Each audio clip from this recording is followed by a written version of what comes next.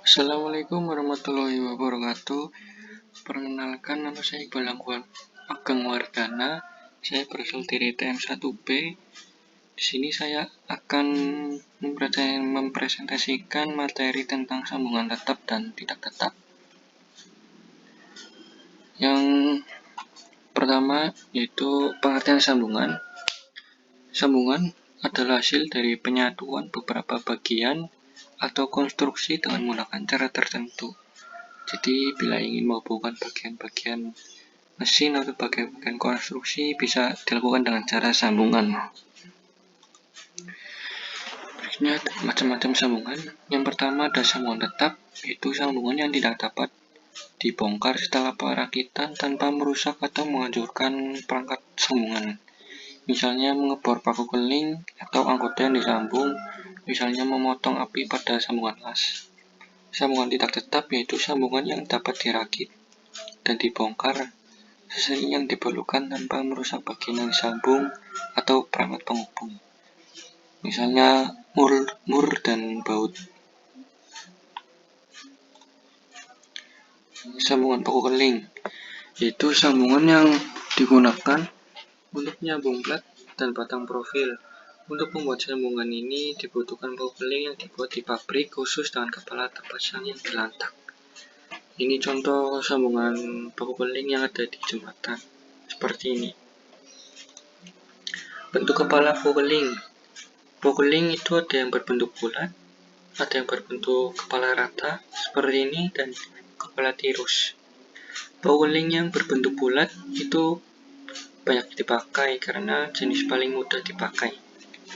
Bahan yang digunakan untuk membuat paku keling yaitu ada baja kenyal, baja paduan, tembaga, loyang, dan aluminium.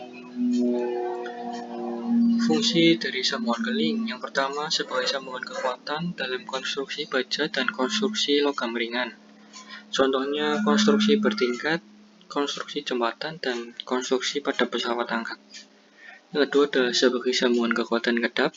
Contohnya konstruksi ketel dan pipa tekanan tinggi. Tapi untuk saat ini biasanya pembuatan ketel dan menggunakan sambungan las ya. Yang tiga adalah sebagai sambungan kedap yang tidak memiliki tekanan. Contohnya tangki, teropong asap, dan pipa penurun. Yang keempat ada sebagai sambungan paku untuk pelit plat. Contohnya konstruksi kendaraan dan konstruksi pesawat terbang. Penerapan sambungan keling. Yang pertama ada sambungan kuat. Contohnya sambungan keling kerangka bangunan, jembatan, dan blok mesin. Yang kedua ada sambungan kuat dan rapat. Contohnya pada sambungan keling ketel uap, tangki-tangki, dan dinding kapal. Yang terakhir ada sambungan rapat. Contohnya sambungan tangki-tangki zat cair dan bejana tekanan rendah. Sambungan las.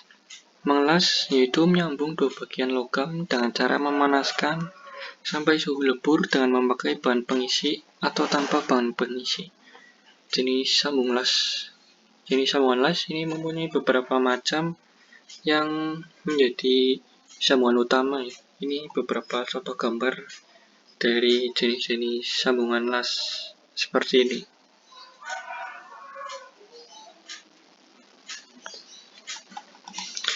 Yang pertama ada butt joint. Sambungan butt joint yaitu sambungan tumpul. Dalam aplikasinya jenis sambungan ini terdapat berbagai macam jenis groove atau kampuh. Jadi groove atau kampuh itu adalah sambungan pada busana yang terdiri dari dua bagian atau dua bahan yang sama atau berbeda. Jadi digunakan untuk menyambung dua kain dan menggunakan teknik tertentu. Jadi groove itu mempunyai beberapa macam seperti V-groove, single bevel, U-groove, dan square groove. Ini contoh gambarnya seperti ini. Yang kedua ada T-joint atau sambungan yang berbentuk T. Tipe sambungan ini banyak diaplikasikan untuk pembuatan konstruksi atap, conveyor, dan jenis lainnya. Untuk tipe groove ini juga terkadang digunakan untuk sambungan fillet. adalah double level. Namun hal tersebut jarang kecuali pada plat yang tebal. Sambungan tie ini banyak menyebutnya dengan sambungan fillet. Padahal dalam pengelasan fillet itu merupakan jenis pengelasan ya. Jadi untuk menyebutnya dengan sambungan fillet itu perlu diubah ya, atau perlu diperbaiki. Ketika ada corner joint mempunyai desain sambungan yang hampir sama dengan T-joint, namun yang membedakannya pada letak bendanya atau letak materialnya. Pada sambungan ini materialnya itu disambung pada ujung dengan ujung. Ada dua jenis, yaitu close dan open. Sambungan close corner adalah jika materialnya satu ditumpuk pada material kedua, jadi saling bertumpukan. Sedangkan open corner adalah sambungan plat yang saling bertemu pada bagian ujung-ujungnya. Yang keempat adalah joint atau sambungan tampung, yaitu sambungan yang merupakan terdiri dari dua benda yang saling bertumpukan. Jadi tipe sambungan ini sering digunakan untuk pengelasan spot atau steam, karena material yang ditumpuk atau disusun sehingga sering digunakan untuk aplikasi pada bagian bodi kereta dan cenderung untuk plat-plat tipis.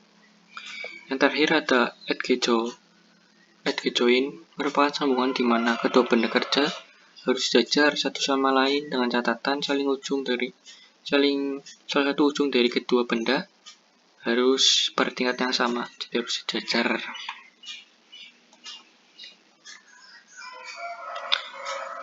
Berikutnya ada metode mengelas, itu ada 3. Yang pertama adalah las tempa, las autogin, dan yang terakhir adalah sistrik. Las tempa itu pengelasan yang dilakukan dengan cara memanaskan logam yang kemudian ditempa atau ditekan sehingga terjadi penyambungan. Jenis logam yang banyak digunakan dalam pengelasan tempa adalah baja karbon rendah dan besi yang memiliki suhu pengelasan yang besar. Oksigas weld atau las gas, yaitu proses pengelasan yang menggunakan campuran oksigen dan bahan bakar gas untuk membuat api sebagai sumber panas untuk mencairkan benda kerja. Yang terakhir adalah sistrik, yaitu las busur listrik, bisa disebut dengan las listrik ya. Adalah salah satu cara untuk menyambung logam menggunakan penyala busur listrik yang diarahkan ke permukaan logam yang akan disambung. Kelebihan dan kekurangan sambungan las. Kelebihannya itu lebih ringan, kampuhnya lebih ringan dari sambungan-sambungan lain seperti sambungan keling dan bahu. Bagian yang akan dilas pada umumnya tidak perlu diberi lapisan lagi. Yang ketiga ada lebih efisien, terutama terhadap tekanan tarik. Kekurangannya yaitu sambungan las sangat tergantung pada keahlian juru las. Jadi jika ingin lasnya bagus, maka keahlian juru lasnya juga harus bagus. Dan jika keahlian juru lasnya itu tidak memadai atau tidak bisa mengelas, maka hasil lasnya ya jelek. Sambungan baut. Baut adalah salah satu penyambung profil baja selain paku, keling, dan las. Baut juga digunakan sebagai alat penyambung profil baja, adalah baut hitam dan baut berkekuatan tinggi. Sistem sambungan dengan menggunakan bor dan baut ini termasuk sambungan yang dapat dibuka tanpa merusak bagian yang disambung. Bagian-bagian yang terpenting dari mur dan baut itu pada ulirnya ya. Beberapa keuntungan dari sambungan mur dan baut. Yang pertama ada mempunyai kemampuan yang tinggi dalam menembak beban, kemudahan dalam pemasangan, dapat digunakan untuk berbagai kondisi operasi, dan efisien tinggi dalam proses manufaktur. Kerugian yang utama itu pada ulirnya ya, karena pada ulirnya ini mempunyai konsentrasi tegangan yang tinggi.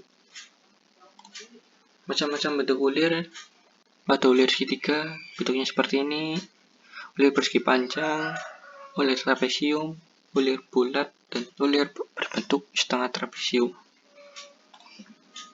Macam-macam pengelasan, yang pertama itu SMAW, Shield Metal Arch Welding, itu salah satu proses pengelasan atau penyambungan logam sejenis dengan menggunakan bahan tambang berupa kawat gulungan dan gas pelindung dengan melalui proses pencairan. Jadi las SMAW itu las yang sering digunakan. Untuk flux elektrode atau pembungkus elektrode itu berfungsi untuk melindungi logam las agar tidak bereaksi dengan lingkungan atau atmosfer. Yang kedua ada GMAW atau gas metal arc welding. Ada dua macam tipe pengelasan jenis ini, yaitu MIG atau metal inner gas dan metal MAG atau metal active gas. Perbedaan keduanya ada pada gas yang digunakan dalam proses pengelasannya. Pada proses MIG memakai gas mulia saja, sedangkan pada MAG menggunakan gas CO2. Pengelasan GMAW biasanya digunakan pada pengelasan fabrikasi steel struktur material CS menggunakan CO2 atau campurannya. Berikutnya ada SAW, sumber arc welding, merupakan salah satu jenis pengelasan busur listrik dengan memanaskan serta mencairkan benda kerja dan elektroda oleh busur listrik yang terletak di antara logam hidup dan elektroda. Proses pengoperasiannya bisa dilakukan dengan secara mekanik dan semi otomatis. Jika dengan cara sistematik dapat digunakan bila posisi pengelasannya flat, sedangkan sistem semi otomatis digunakan apabila pengerjaannya memerlukan kualitas selas yang konsisten. Proses pengelasan EW ini banyak digunakan pada material yang berbentuk plat yang tebal. Berikutnya ada FCAW atau flux core arc welding, merupakan kombinasi antara proses pengelasan GMAW, SMAW, dan SAW. Pengelasan FCAW ini bersumber pada energi listrik yang mempunyai arus listrik DC atau AC yang diambil dari pembangkit listrik atau melalui trafo. Las FCAW ini mempunyai dua tipe yang dibedakan menurut jenis pelindungan yang digunakan, yaitu self-shielding dan gas shielding.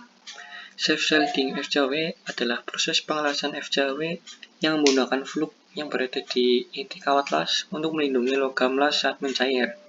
Sedangkan gas shielding FCAW adalah proses pengelasan FCAW yang menggunakan flux dan tambahan gas yang berasal dari luar sistem dan gas turbo. Jadi jika self-shielding itu dari inti, sedangkan gas shielding itu dari luar. Yang berikutnya ada GTAW, gas tungsten arc welding, yaitu proses pengelasan busur listrik yang menggunakan elektroda tak terumpan atau tidak ikut mencair. Jadi pada pengelasan GTAW ini, elektroda itu hanya berfungsi sebagai penghasil busur listrik, saat bersentuhan dengan benda kerja. Sedangkan untuk logam pengisinya ada pada filler rod. Pengelasan GTAW ini juga sering disebut dengan las argon karena gas pelindung yang digunakan adalah gas argon.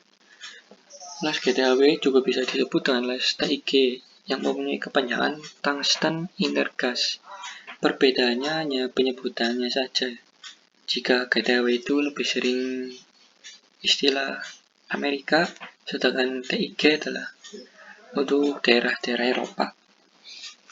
Fungsi las GTAW ini biasanya digunakan untuk melakukan pengelasan aluminium atau stainless steel yang memang banyak membutuhkan perlakuan khusus. Mungkin sekian dan terima kasih penjelasan dari saya mengenai materi sambungan las dan sambungan las tetap dan tidak tetap. Mungkin cukup sekian.